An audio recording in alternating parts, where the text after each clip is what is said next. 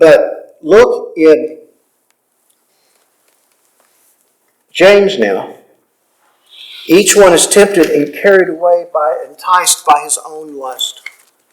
His own lust. His own overthinking of things. In other words, what is your mindset? What do you allow your mind to go to? Are you letting it, when you go to sleep at night, when you're lying in your bed, where do you just, okay, it's time to go to sleep, where do you let it go? And it's the worst time for you to let it go there. It's the best time for you to be meditating on Scripture. And the worst time for you to be meditating on things that you should be meditating on. Because that's where it goes down, as you're thinking about it, it goes down inside here. It goes down into the heart. I allow the pull of what I want to enslave me. Come on, let's talk say what it is. It enslaves me. I act like, oh no, I use it for my benefit. No. It's using it for you, using for its benefit. Your imagination has control over you. Your epithemia has control over you. Look what it says again. It says, carried away and enticed by his own lust. Carried away and enticed by his own lust. It's the epithemia in you carries you away. The epithemia in you entices you. You see, there's a power there that's doing two things. It's carrying you away and enticing you. Come on. And if you won't come on, come on. And that's what happens with us. But again, it's the overthinking of it. It's the overthinking of it. It's the overthinking of it. I bring it up because this is, again, about our belief system. Remember, what we were talking about is the fact that we have been made to become all the partakers of the things that we were reading there in Isaiah 61.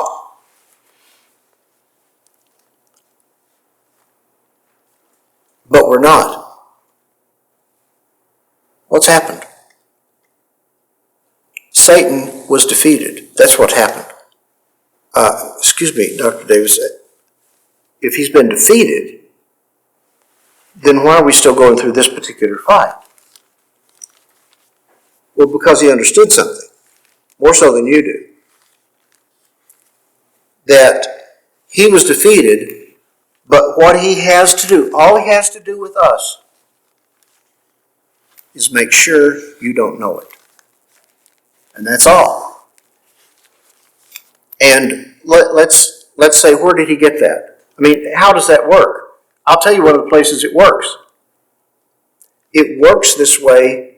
We'll start out with the Catholic Church. I'm not picking on Catholics. I'm not. But with the Catholic Church, you have to take the sacraments, and the priest does this for a long time. We brought up before that until they changed, the priest was the only one drinking the wine. He did it because he was doing it for your benefit. Boy, that was right. This is actually why the Reformation came about, because the Lutherans got tired of that and said, no, I want to drink too. And that was terrible. I can't believe that came out of my mouth. But it was the Catholic Church has said the whole point of everything is you going to heaven. And the way that you go to heaven is through the church. Now, of course, that changed with the Reformation. And it changed radically. Because what it said is, then, is if you want to go to heaven, you come to our church. So there was the change. Something is wrong here. See, that's not what the gospel is. That's not what the good news is. That's not what Yeshua, what Father meant it to be. And what we've been told is that this is what the whole thing's about. And when you look in Scripture, that doesn't hold to be true.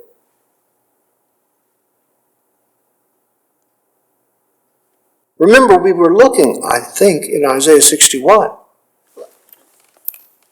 Hold what you got in James. Go back to Isaiah 61.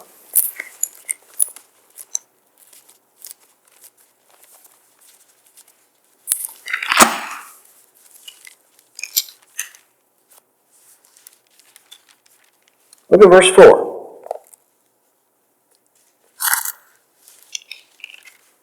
How many of us have been involved lately in rebuilding the ancient ruins?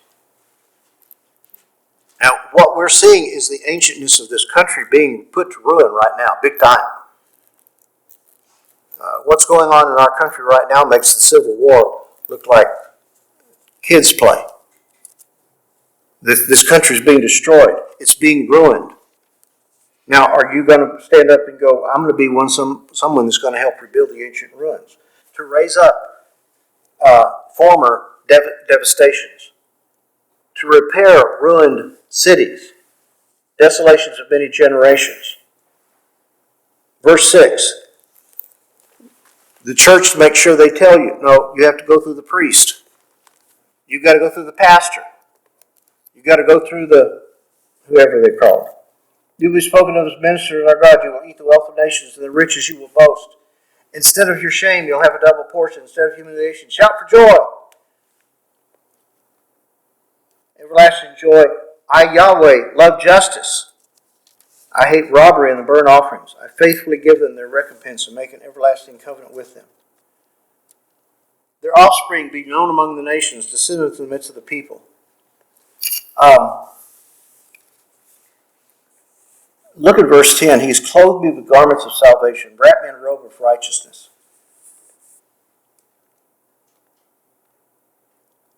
We could go on, but going back to James, let's go back over to James, and we're going to read these scriptures here. I'm just going to read it to get where I want to get to. Verse 15. When lust is conceived, give birth to sin. When sin is accomplished, it brings forth death. Do not be deceived, my beloved brethren, but we have been. Every good thing given, every perfect gift is from above, coming down from the Father of lights, in whom there is no variation or shifting shadow. In the exercise of His will, He brought you. In the exercise of His will, He brought us forth by the word of truth. Stop a second. How did He bring you forth? How did you become born from above? How did you become part of the kingdom of God? It says it. By the word of truth. It was in the exercise of His will, but in the exercise of His will, He used the word of truth. Stop, please, stop. Folks. He brought us forth by the word of truth.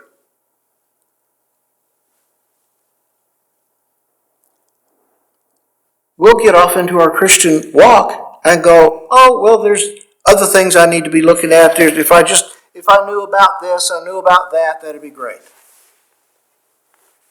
And we walk off, Satan is chuckling to himself, we walk away from the word of truth. We all know the power of we kind of know it, the power of the word of truth.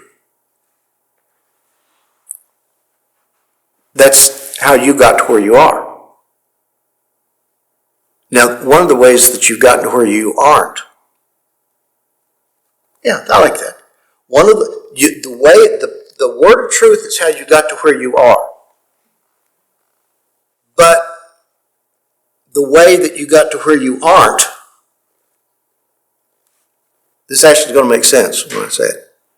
The way that you got to where you aren't is by everything except the word of truth. In other words, if you look, that the way that I got at least here, to the point you are in your walk with Christ, is through the word of truth. We'll use me as an example. I'm 70, which I still just find hard to believe, but I'm 70. Where should my Christian maturity be? Light years from where it is, I can tell you. Because that's where I'm not. Where it could have been.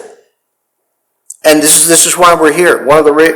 Mrs. Davis and I know, one of the reasons we were called here is for us to look you in the face and go, don't do it like we did it.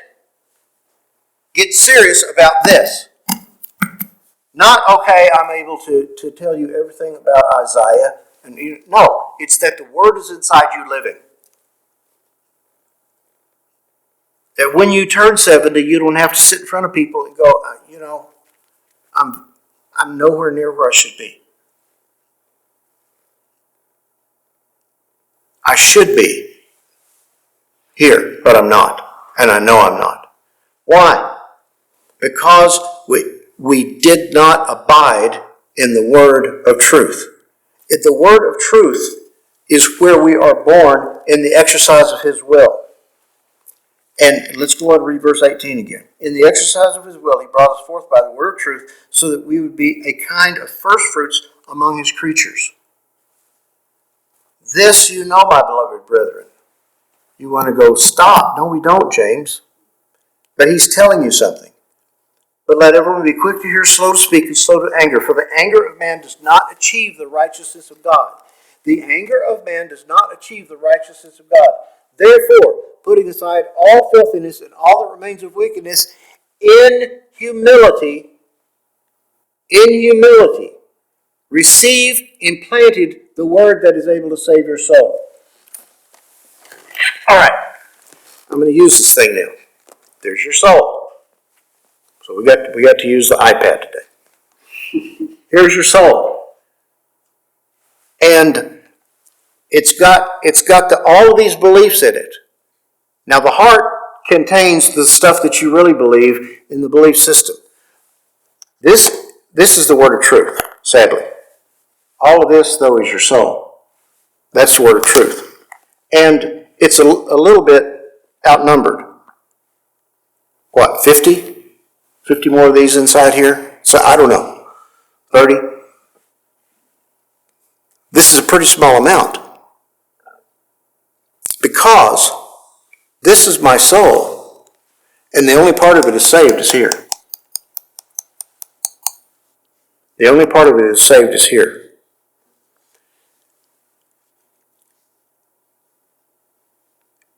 And if instead of the news and keeping up with this and that, listening to the latest great songs, which they don't have any today, or going and seeing some good movie, which they don't have any of that today, or watching good stuff on the television, which they don't have any of that today. Instead of, I'm filling myself with those things, instead of the word of truth, which is the word which is able to save my soul. And I'm allowing my soul to be lost. Receive and implanted the word which is able to save your soul. It's not just reading it, it's implanting it. Meditation. And in that soul, what Satan has done is kept you and me away from this. Well, you don't want to get too radical. God gave you common sense.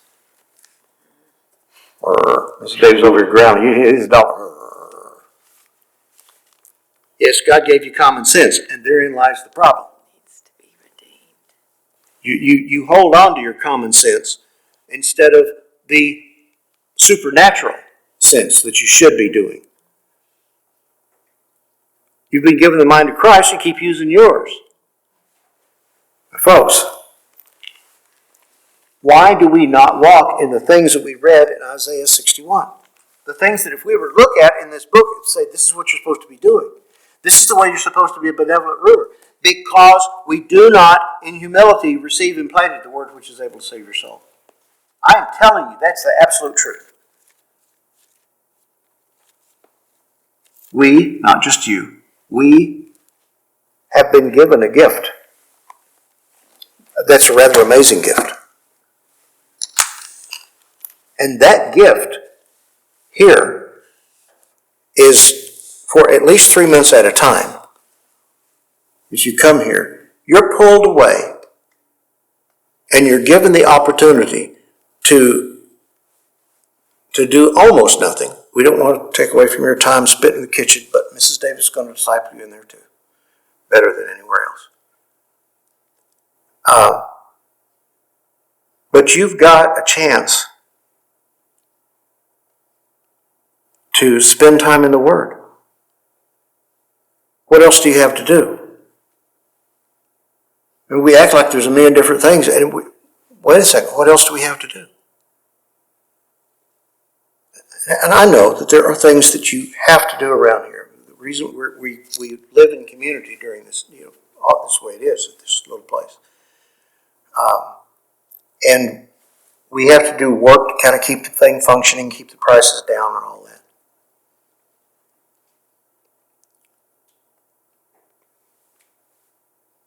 But how much time? And why, he asked, why during the quote unquote off is that where you wipe out? Why? Because you are carried away and enticed by your own epithemia. We look at the world around us and we go, oh, that'd be fun. That'd be neat. That'd be great. And it grows and it grows and it grows. And Satan is telling it to us over and over and over again. And in the group which we think is supposed to be telling us, here's the way you live, they're concerned about their own existence. Ms. Davis, we're going to stop, but I'm throwing it. What, do you have something you want to say? See your Bible cocked. It just reminds me of, and I love these verses. It's, I guess, some of my favorites to find. Therefore, since Christ has suffered death in the flesh, arm yourself with the same mind as the word. Because he suffered death in the flesh, as he who has suffered death in the flesh has ceased from sin, so that he no longer lives for, and so as to live the rest of the time in the flesh, no longer for the epithemia of men, but for the will of God. And 1 Peter, that's 1 Peter 4, 1 Peter, anyway, in there somewhere, it talks about, chapter, 2 Peter chapter 1 talks about that we, by it through his great and precious promises, have become partakers. Where do the promises come from? From the word. Partakers of his divine nature, having escaped the corruption that is in the world through epithemia. It's burning my desires. It can even be good desires. It's the desires for other things that choke the word and make it unfruitful in my life. So it's our warfare is to be destroying those speculations, those epithemia thoughts, those things that I've got to have this and I want to live for that. And this is even a godly goal, those things, rather than submitting my mind and bringing my thoughts into captivity to the listening of Christ. It's amazing that if he's given us the mind, he's also given us the very listening available to us of the Son listening to the Father. What do you want, Father? He's redeemed us to no longer live for me, but to live, what is your will, Father? That's what it's saying in 1 Peter 4. Those verses, that you're not living for you anymore. You've been redeemed to live for the will of God. And the more we're listening and turning to listen up under his voice and turning from gather my godly ones to me who by sacrifice have entered into covenant. Yes, Jesus is that sacrifice, but now we're called to walk even as he walked. offering up spiritual sacrifices. Offering up, I turn from that, Lord, to turn to you. And that's what it calls us to be priests. That's when that's in 1 Peter 2, it's describing what the priesthood looks like. Isaiah 61, they've been called out of darkness, all those first verses in Isaiah 61, into his marvelous light, offering up spiritual sacrifices to God, declaring his excellency, who's called us out of darkness into his light. Those things, that's his desire, is that we grow in the knowing of him by turning from to turn to. I turn my ear, Lord, crying out to him, do that in me. Not just, his grace is there. Empower us to turn and to walk even as he walked. And repenting, I know for me, and I've said it before, the second commandment that I'll not make for myself. I know when we started keeping, and I was meditating on the Sermon on the Mount, but then in the 10 Commandments, I couldn't get past that one. Will not make for themselves an image of what is in heaven above, earth beneath, waters under them. Will not bow down and serve. Father, forgive me. I have all these imaginations of this is the way things are going to look, or this is what I want. And he wants my thoughts to be his thoughts. The Lord Jesus Christ. I kept my Father's words. His word didn't make progress in you. He was saying that to the Pharisees. They had the word, but it wasn't making progress in them. Because the desires for other things were choking it. They had imaginations of what the Messiah was going to look like. It was choking the ability to receive him like Nicodemus. Something's different about you coming to him at nighttime. Because there was something different that he saw. God, no one can do these things unless God's with him.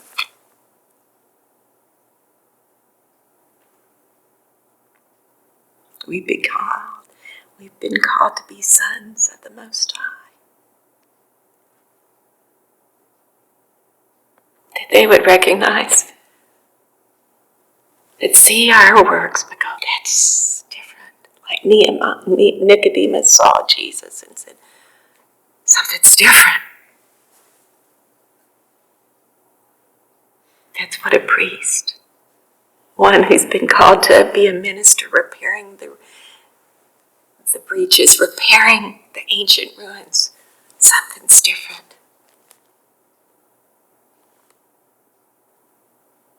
It's because God with us. Emmanuel, God with us. And that's what he's calling us. Don't walk as the Gentile in the futility of their minds with their foolish heart darkened. Don't walk in it. He's called you to walk. Come out of darkness and walk as children of light. He's called me.